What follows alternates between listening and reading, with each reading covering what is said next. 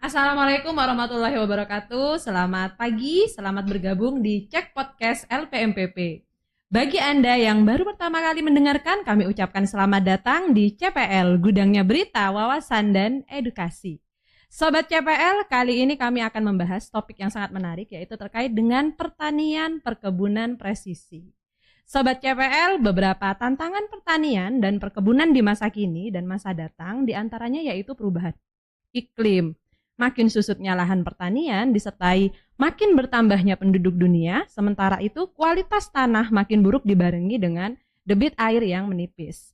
Nah, minat menjadi petani pun menurun, diantaranya generasi milenial. Di Indonesia, masalah tersebut masih ditambah dengan kondisi petani kita yang umumnya adalah petani kecil dengan jumlah lahan, modal, akses, dan pengetahuan mengenai teknologi informasi dan komunikasi atau TIK yang sangat terbatas.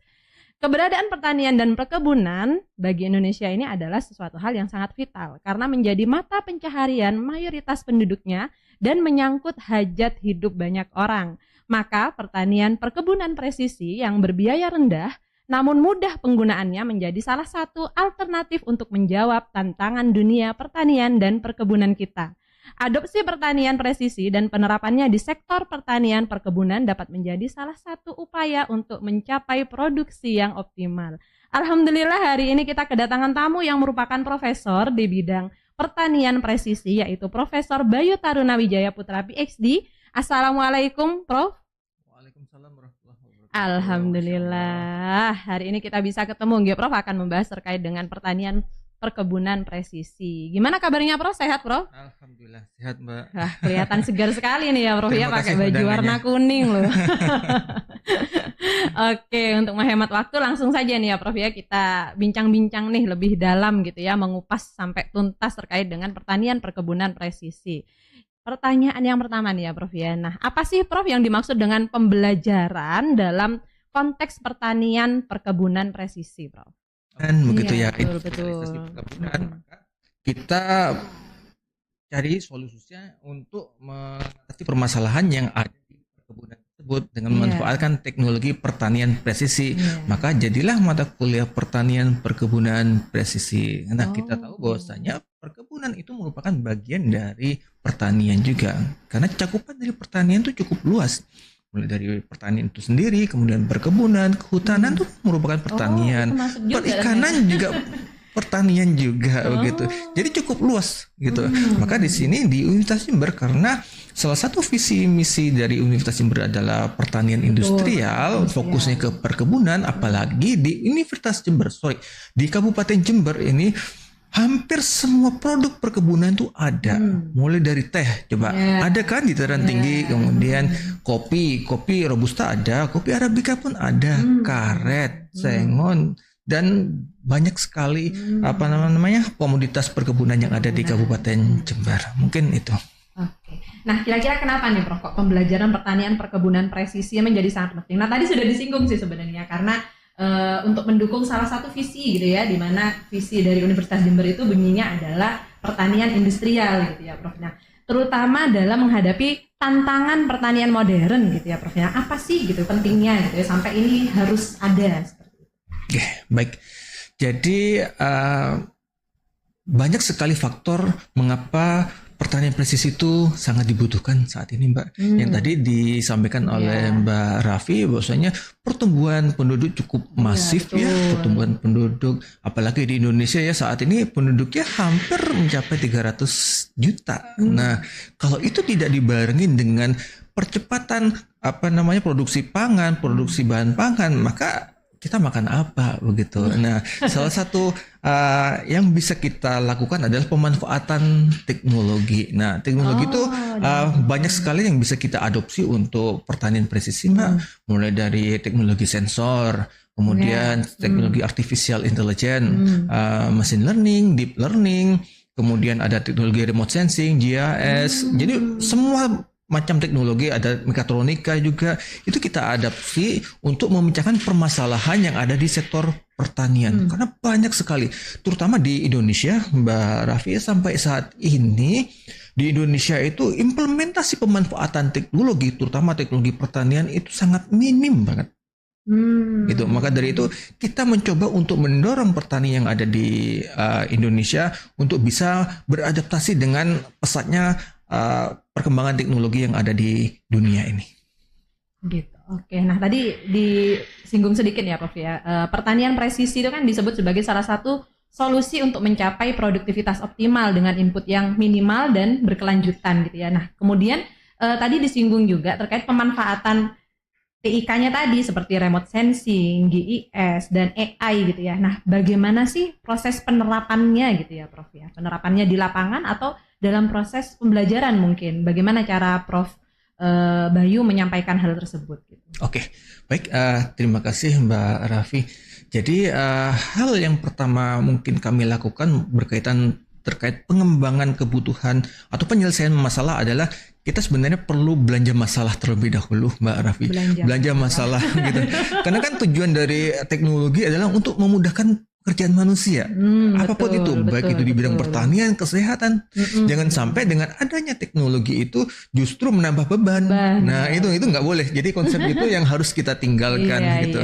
Jadi sebisa mungkin kita mencoba untuk menyelesaikan permasalahan. Maka dengan cara kita harus cari tahu terlebih dahulu bagaimana masalah yang terjadi di lapangan, seperti apa permasalahan yang ada di petani itu bagaimana gitu. Kita coba solusikan seperti itu. Oke, salah satunya mungkin Prof. Pernah nih Prof, mungkin Prof Bayu pernah mengidentifikasikan masalah yang ada di lapang gitu ya. Mungkin bisa diceritakan sedikit nih Prof.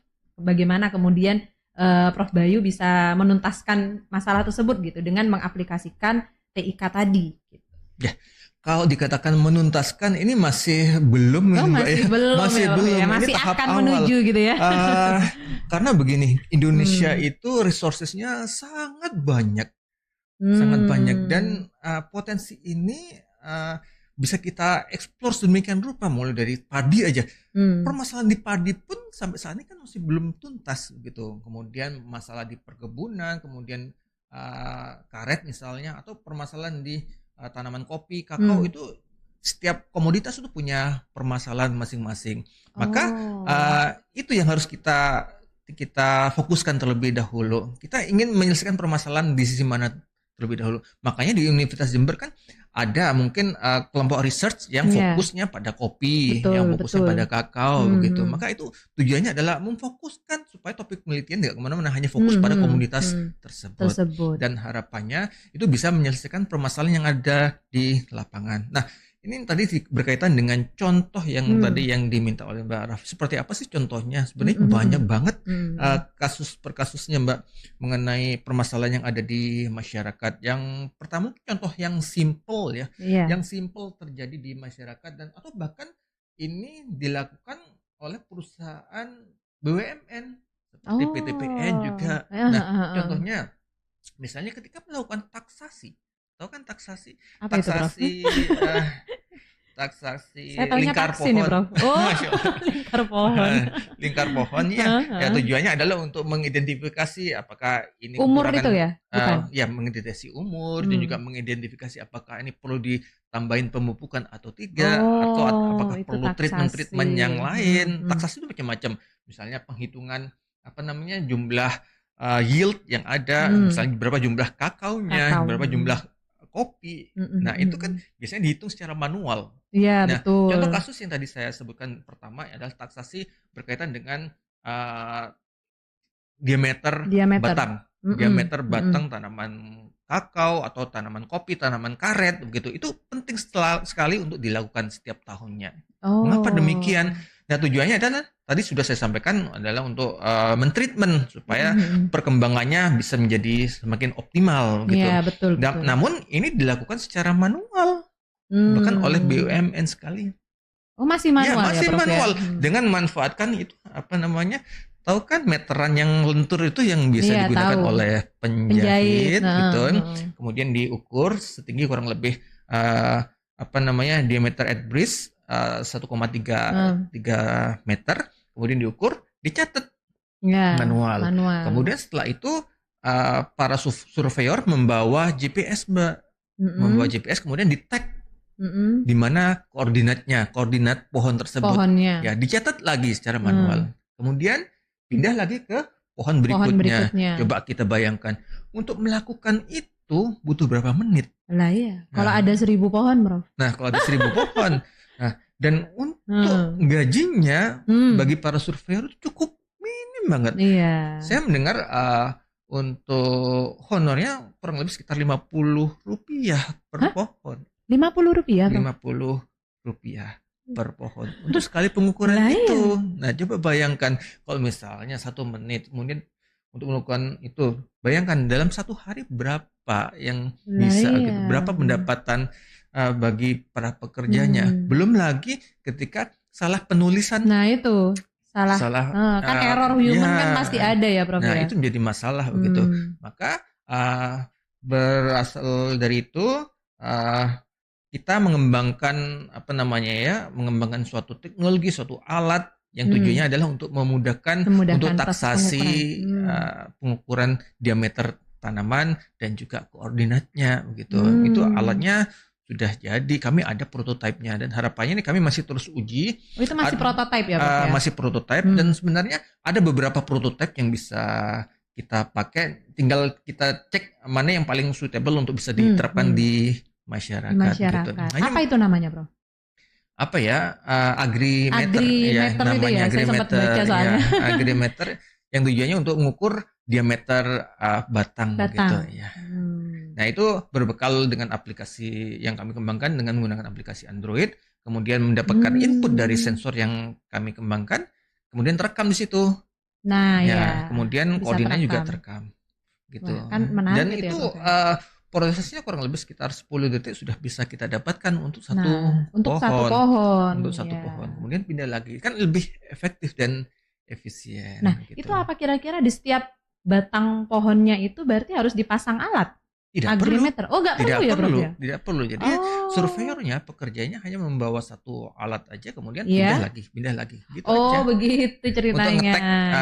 Untuk ngetek koordinatnya, Koordinat. kemudian ngukur diameter batangnya. Nah, saya penasaran, gimana itu ya, Prof ya? Mungkin algoritmanya seperti apa ya, Prof? Kok bisa tiba-tiba mengukur batang pohonnya itu secara otomatis itu gimana, Prof? Oh gitu, Masya Allah. Apa dilihat dari umur pohonnya atau gimana gitu ya, Prof ya? Begini Mbak, sebenarnya ada syarat kriteria untuk pengukuran diameter batangnya. Seperti tadi saya sampaikan, ada syarat pengukuran adalah DBH.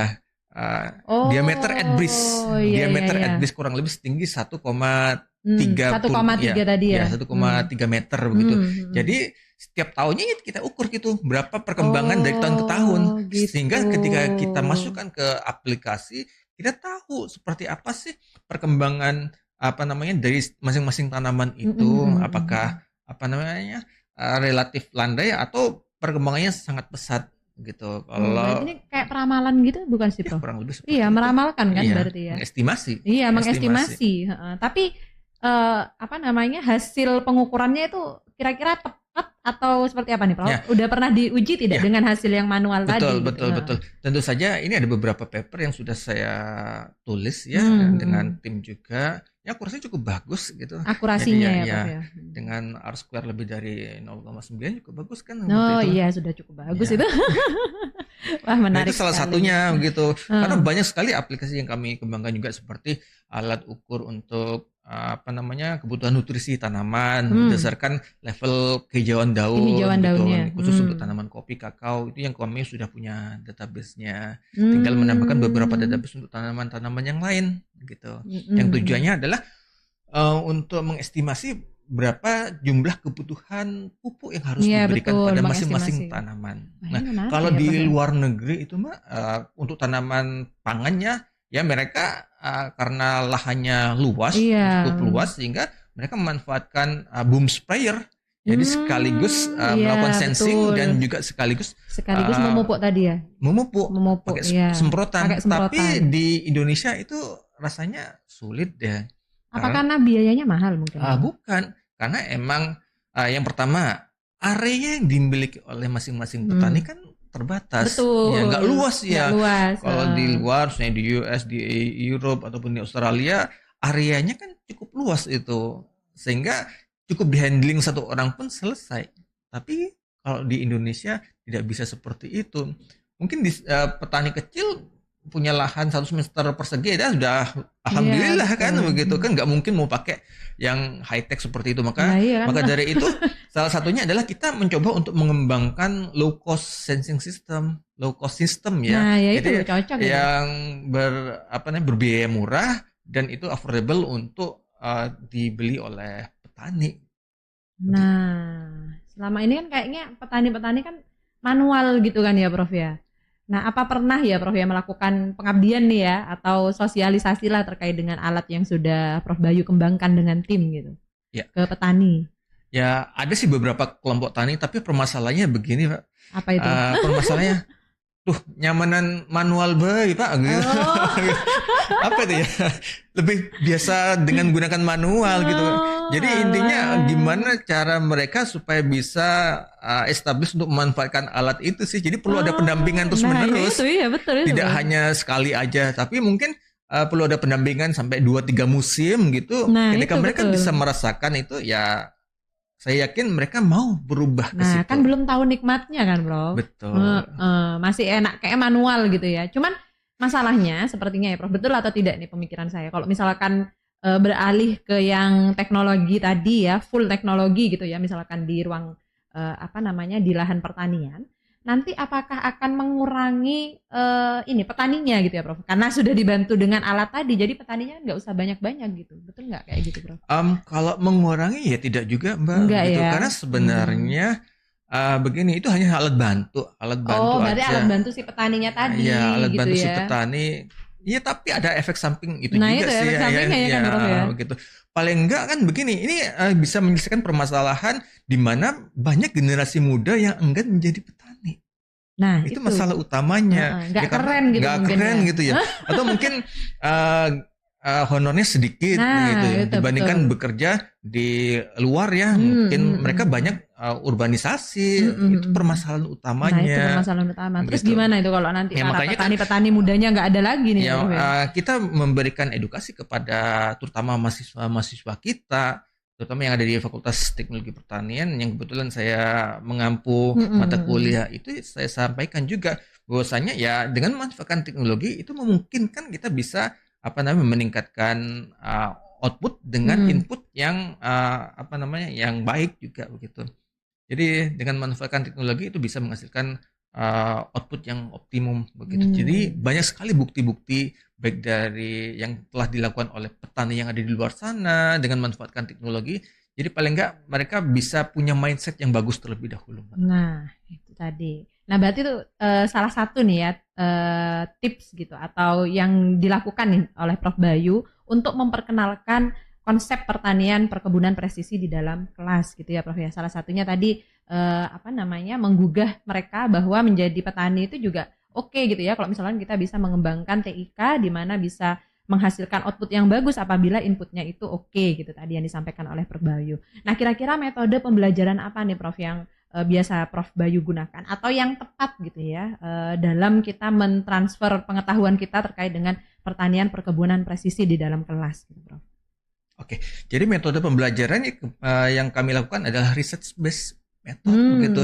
Jadi berdasarkan hasil research juga dan juga observasi begitu. Jadi mereka langsung terjun ke lapang gitu Prof? Tidak harus terjun juga. Kita mencari permasalahan aja. Kira-kira apa sih permasalahan yang ada di masyarakat itu? Berarti case method ya cocok ya. Iya, case method itu permasalahan di masyarakat seperti apa. Kemudian kira-kira cari dong di paper yang mereka sudah melakukan penelitian yang sejenis, bagaimana kemudian dieksplor. Ketika berarti itu dari sudah, studi literatur. Ya, itu salah satunya.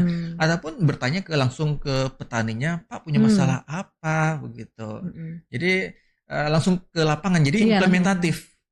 Harapannya seperti itu. Itu yang biasa kami lakukan, Mbak. Gitu ya. Nah, kira-kira apa nih Prof tantangan utama dalam mengajarkan pertanian perkebunan presisi kepada mahasiswa UNED? Oke. Jadi tantangan utamanya sebenarnya tadi yang saya sampaikan adalah kemauan atau giroh semangat itu sih. Apalagi di Gen Z ya. Di Gen Z itu ya cenderung untuk ya enggan untuk mengeksplor begitu ya. Jadi kita harus berani untuk mendampingi mereka terus menerus begitu. Maka ini sebenarnya ini salah satu tips and trik saya selama ini Dan ini baru akan saya terapkan di semester ini, Mbak Raffi. Seperti contohnya, setiap dosen kan mendapatkan perwaliannya, betul. mendapatkan perwalian. Maka dari situ saya mencoba ingin mengoptimalkan dari perwalian tersebut.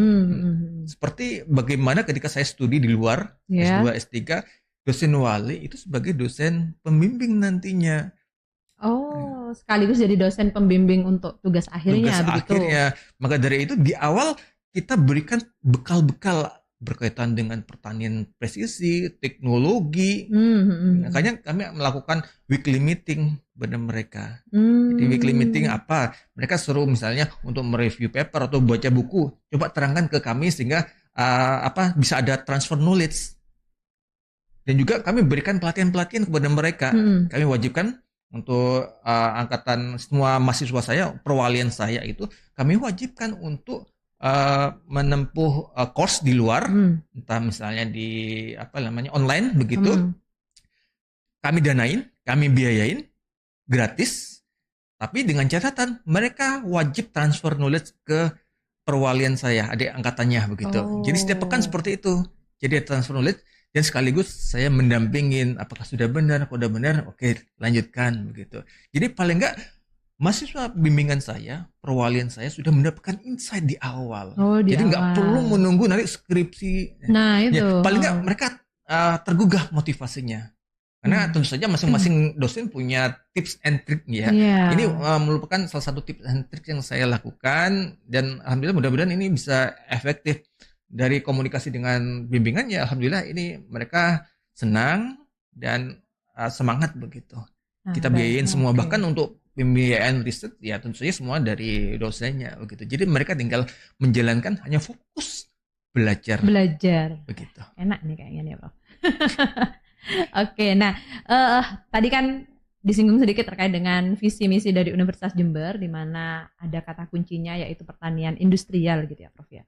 Nah, apakah Universitas Jember ini sudah pernah gitu ya Prof ya, maksudnya secara tidak langsung gitu bekerja sama dengan Prof Bayu, kemudian mensosialisasikan atau memastikan bahwa teknologi yang dikembangkan ini bisa diadopsi secara luas gitu ya oleh para petani, terutama di kalangan petani yang kecil yang mungkin keterbatasan akses gitu terhadap teknologi. Apa sudah pernah gitu ya Prof ya? Ya, betul. Jadi beberapa teknologi yang kami rilis itu sudah pernah bersama dengan Universitas Jember juga. Dan ini sudah pernah dipamerkan juga salah satu produk saya yang berupa Agrino untuk handheld nutrient sensing system, untuk sensing berapa kebutuhan nutrisi. Itu sudah pernah kami pamerkan di Jerman di yang kemarin itu ya Prof di Akema di 2024 dan itu sudah granted patennya. Sudah paten ya Prof paten. Ya? Dan sekarang kami ada beberapa versi. Yang versi yang terakhir ini kami coba dengan memanfaatkan artificial intelligence di dalamnya begitu. Jadi petani-petani nanti harapannya ketika memanfaatkan tools itu bisa ikut berkontribusi menambah data di database kami sehingga itu menjadi bahan training untuk pemodelan berikutnya. Nah itu apa agak ribet atau gimana nih Prof? Apa petaninya itu harus ada laptop, harus ada handphone atau apa gitu Prof? Ya tentu saja salah mungkin satu bisa digambarkan sedikit. Salah satu pemanfaatan teknologi itu emang kita coba memanfaatkan teknologi dengan tidak ribet ya, nggak perlu laptop gitu ya, paling nggak punya handphone lah gitu. Ya, karena begini Mbak Raffi, salah satu parameter yang dibutuhkan dalam pertanian presisi adalah menganalisis spasio-temporal. Spasio-temporal. Seperti apa perubahan-perubahan pada koordinat tertentu. Misalnya kayak tadi saya sampaikan perubahan diameter batang dari tahun ke tahun sehingga kita bisa tahu dan bisa memprediksi nanti di tahun atau 5 tahun lagi ini akan seperti ini estimasinya. Itu bisa kita lakukan. Ini paling nggak ada beberapa sensor yang kita bisa pakai. Salah satunya adalah koordinat itu. Koordinat dengan memanfaatkan GPS-nya handphone. Itu salah satunya. Kemudian bisa kita integrasi dengan memanfaatkan USB-nya handphone. Itu kan ada OTG ya. Itu kita sisipkan beberapa sensor di dalamnya. Begitu. Nah, kira-kira biayanya itu seberapa sih Prof? Kan kalau sudah dipatenkan kan pasti mahal itu sepertinya Prof. Ya, Masya Allah. Jadi untuk teknologinya ya seperti jargon saya tadi di awal, jadi kami mengembangkan low cost sensing system. Low-nya seberapa itu Bro? Ya tentu saja low-nya nggak semahal. Apa pernah diperjualbelikan gitu, Prof? Betul. Oh, pernah Ada ya, sudah Prof? sudah laku ya beberapa Oh, produk kami juga. sudah. Ya nggak mahal juga. Gitu. Dan bisa yang jelas affordable untuk petani. Oh gitu. Nah itu pernah diperjualbelikan di mana nih, Prof? Di Indonesia atau di Ya luar di negeri? Indonesia, Di Indonesia masih ya, Prof, ya? ada